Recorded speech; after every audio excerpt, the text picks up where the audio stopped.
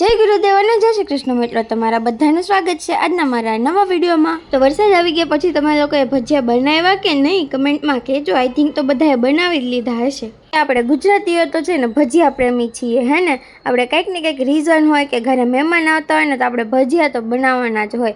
તો આજે વરસાદ આવ્યો તો કીધું છે ને આપણે બટેટાવડા બનાવીએ। બહુ ટાઈમથી ખાધા નહોતા એટલે તો આજે બનાવવાના હતા।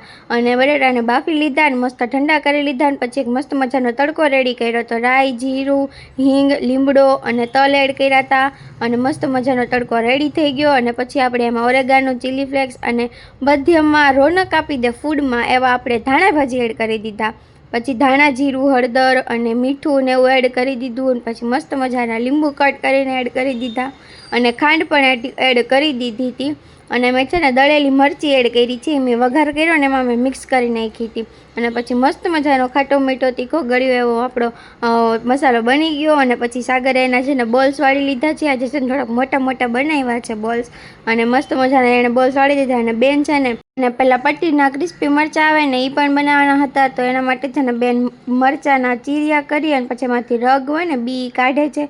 અને પછી બધું થઈ ગયું એટલે આપણે જો બેટર પણ બનાવી નાખ્યું ચણાના લોટનું અને પછી એમાં ડીપ કરીને આપણે મસ્ત મજાના ગોટા બનાવવા માંડ્યા છીએ। જો આપણે તળવાનું પણ શરૂ કરી દીધું। હું છે ને હાથેથી નથી બનાવતી, મને હાથ ઓલા ચણાના લોટવાળા બગડે ને તો મને ન ગમે એટલે મેં છે ને ચમચીથી જ પાડું છું। એટલે આપણે ચમચીથી આપણે બટાટાવડા પાડી દીધા અને મસ્ત મજાના જો આપણે મસ્ત ફૂલેલા મોટા બટાટાવડા રેડી છે। તો જેને ભાવતા હોય ને પહોંચી જ જાજો।